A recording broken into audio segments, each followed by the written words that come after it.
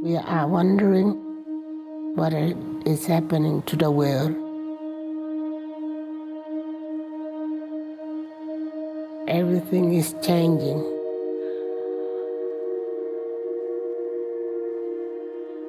The very idea of human being some sort of natural concept is really going to change. Our bodies will be so high-tech, we won't be able to really distinguish between what's natural and what's artificial. Inside our own heads is the most complex arrangement of matter in the known universe. You might ask yourself, can we get to be superhumans?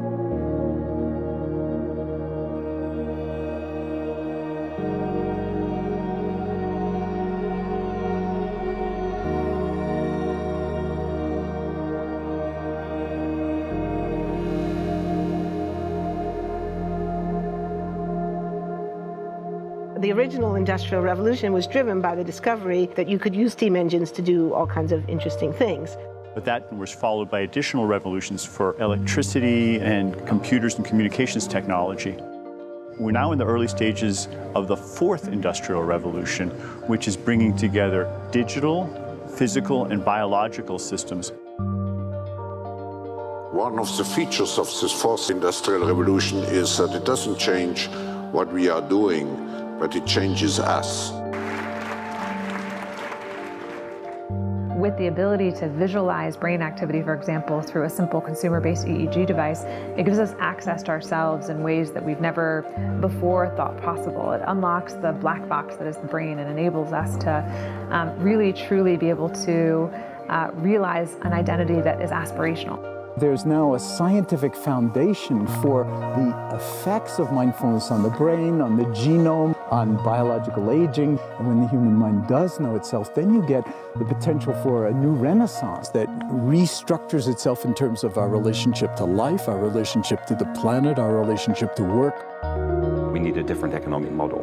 And by that, I don't mean capitalism versus communism. What I'm talking about is a shift in the system along the lines of the two big changes that happened in the 20th century, Keynesianism, with a much greater focus on health and education and the role of government working with business, and then a reaction against that in late century to neoliberalism, where the focus was on free markets, freedom of the individual, and getting governments out of the way.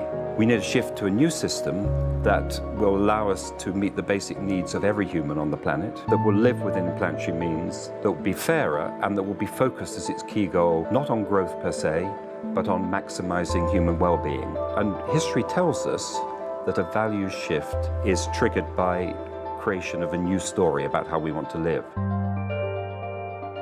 I see the circular economy as something which fits very closely with mankind's goal to be innovative and creative and to always progress. We can use asset tracking, we can use IT, we can use 3D printing to enable this different economic model to recover materials, feed them back into the economy, and really to decouple growth from the resource constraints we have.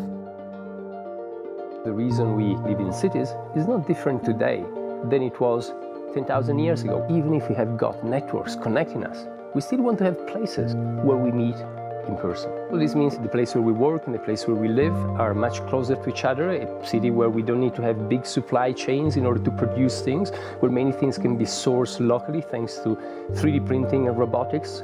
So if we're able to do something to transform cities, to make them more efficient, then the impact can be huge. Think about the prospect of getting rid of plastics. We must not only be inspired or informed by nature, but actually use natural organisms with which to design products and building parts. Only instead of varying material properties, we're varying biological functionality. Design is critical today because it's the first signal of human intention. So the question of adding quality to quantity, it isn't a matter of simply circulating things that are potentially toxic. It's circulating things that are safe and healthy for all generations. So the goal is no longer, I want to be less bad, less monotonous, less unsafe, less unjust. It's really about a diverse, safe, healthy, and just world with clean air, clean water, clean soil, clean energy. Together we are fighting to preserve our fragile climate from irreversible damage and devastation of unthinkable proportions.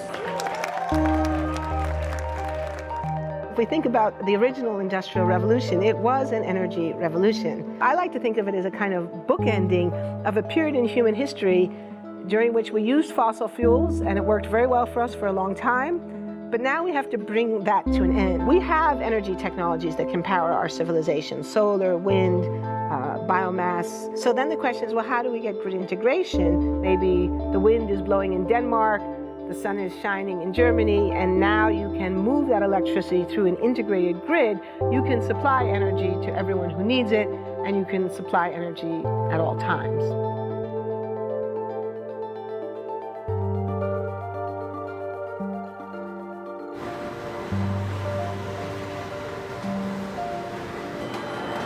Walking around, you do see different stuff as far as like the body marriage line.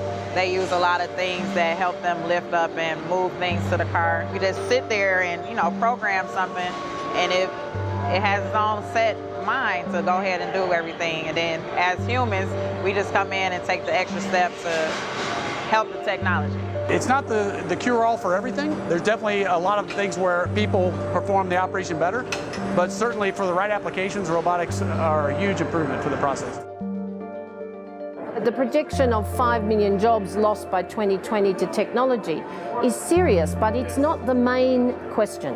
Construction, manufacturing, services, public health and education, these industries will still exist. The main question is, what will be the future of work? How will we define work? How will we share the wealth? From the viewpoint of the labor or jobs, now we really need new education or new training.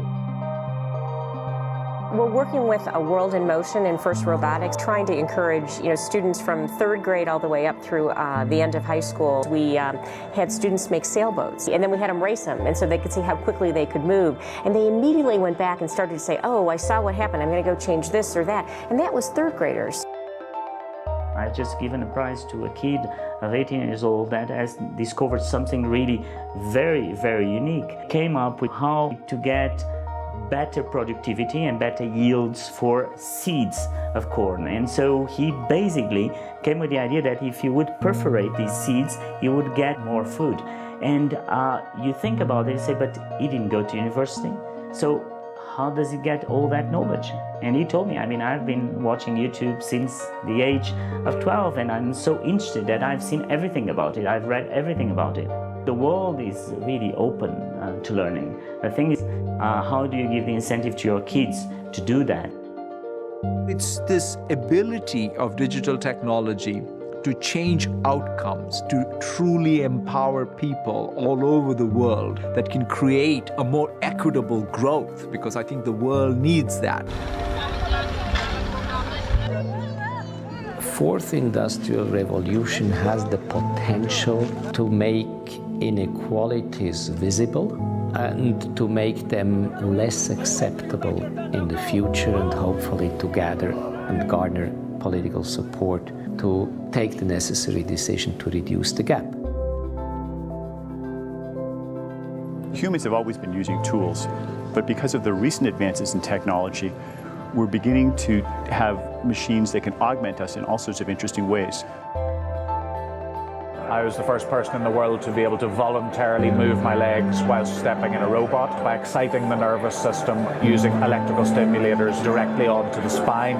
We believe that a cure will be possible if enough of the right people have the will to fast-track a cure for paralysis.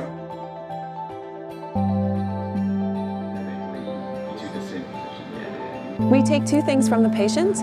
First, we take a three-dimensional X-ray, and we extract the three-dimensional data out of that so we can make a perfectly shaped puzzle piece. And then we also take a sample of fat tissue from the patient so that we can extract the stem cells out of those. And we use those stem cells with this three-dimensional scaffold that we fabricate, and after 3 weeks, we have a piece of living bone that's ready for implantation.